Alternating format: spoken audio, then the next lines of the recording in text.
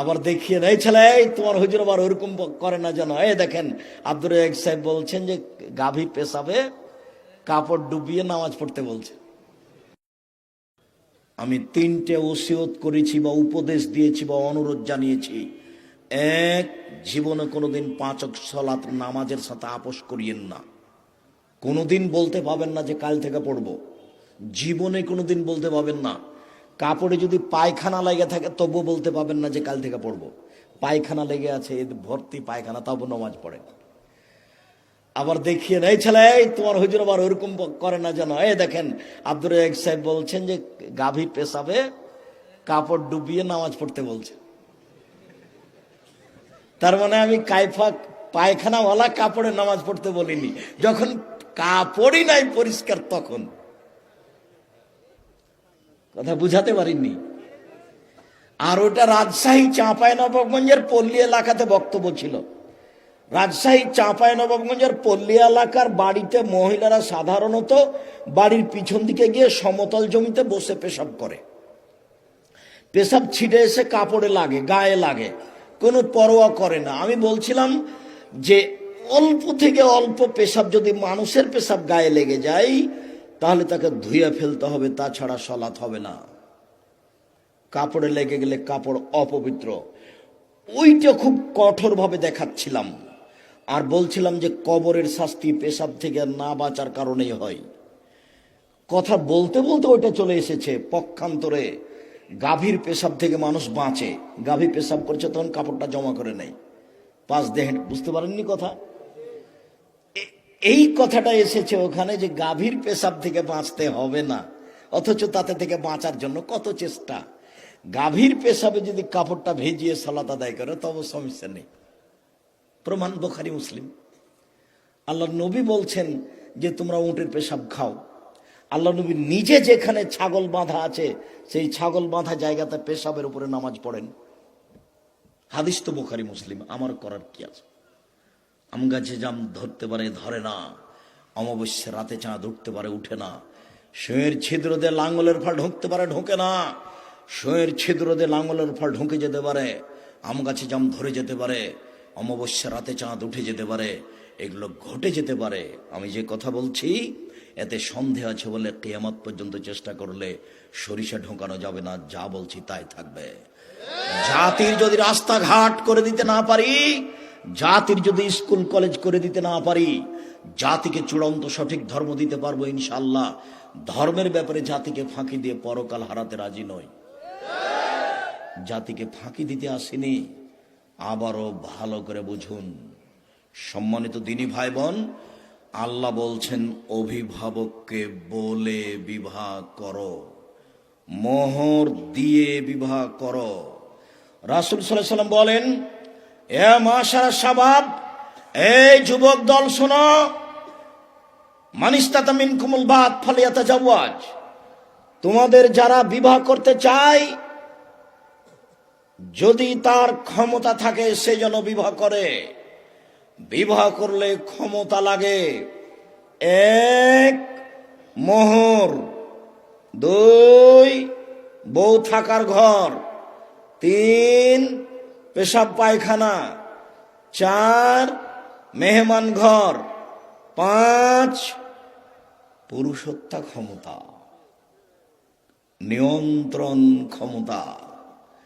নিয়ন্ত্রণ ক্ষমতা নেই এইরকম কাপুরুষ বিবাহ করতে পাবে না। এখন আমি আপনাকে কষ্ট দিনি, এখনো কতগুলো মেয়ে এখনো এখানে বসে আছে, মাথায় কাপড় নেই। ও কি বলবে আমি হিন্দুর মেয়ে?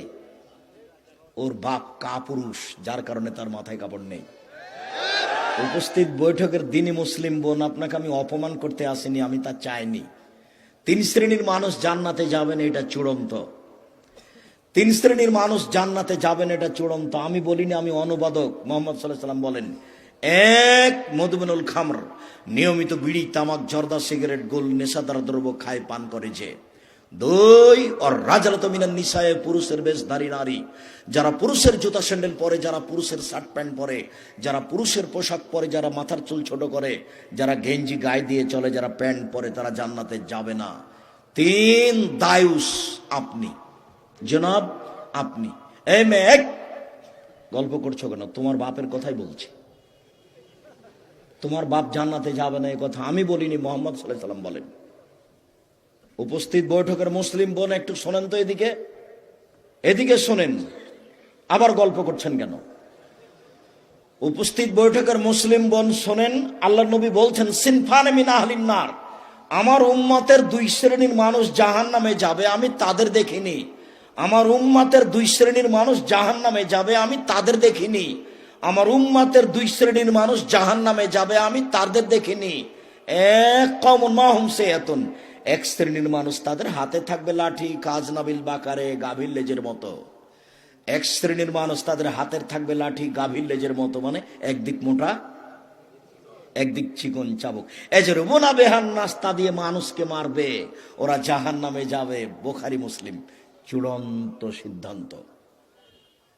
তখন আমি বলেছি এদেশের প্রশাসনের এক শ্রেণীর লোকের হাতে কি থাকে? এরকম লাঠি থাকে। আর থাকে যারা কলেজ বিশ্ববিদ্যালয়ে পড়ে, তাদের হাতে। বেটা নাকি ওখানে পড়তে গেছে, বাপ মানে তাকে পড়তে পাঠিয়েছে। যাদের হাতে এই লাঠি থাকে তারা জাহান্নামে যাবে। হাদিস বুখারী মুসলিম, আমি অনুবাদক।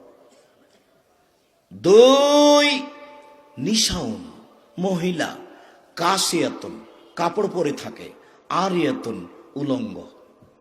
নেন এবার, কাপড় পরে উলঙ্গ হয়।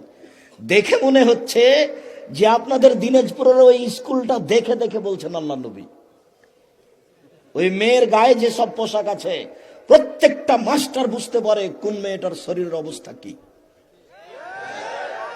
মুহাম্মদ সাল্লাল্লাহু আলাইহি সাল্লাম বলেছেন, আমি অনুবাদক। তিনি 1450 বছর পূর্বে এই কথাই বলেছেন। নিসাউন, মহিলা, কাসিয়াতুন, কাপড় পরে থাকে, আরিয়াতুন, উলঙ্গ। মুমিলাতুন, তারা পুরুষকে নিজের দিকে আকৃষ্ট করে, মাইলাতুন, তারা নিজের আকৃষ্ট হয়। রৌসহুন্না কাসনেমাতিল বুখতিল মাইলা, তাদের মাথার চুলগুলি মনে হয় যেন বখতি উটের চূড়ার ন্যায়, চুটের নেই। যেমন ভাবে তার চোঁটটা ঝুলে থাকে, তাদের মাথার ঝুঁটি, তাদের চুলগুলি ওইভাবে এক পাঞ্জা পাঞ্জা হয়ে থাকে। রাস্তায় যখন হাঁটে তখন পুরুষের দিকে আকৃষ্ট হয়েছে।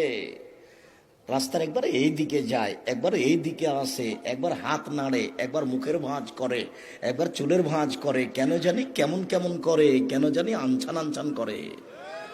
তার মানে ও নিজে পরিবর্তন হয়েছে। লায়াত খোলাল জান্নাহ, এরা জান্নাতে যাবে না।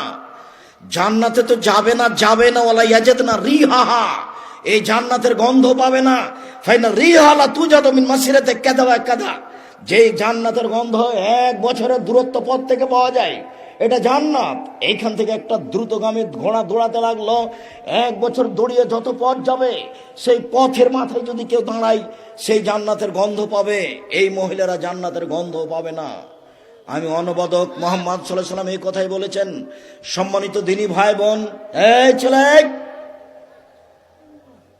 কথা বলার চেষ্টা করো না। আমরা খুব তাড়াতাড়ি কথা শেষ করে নিচ্ছি।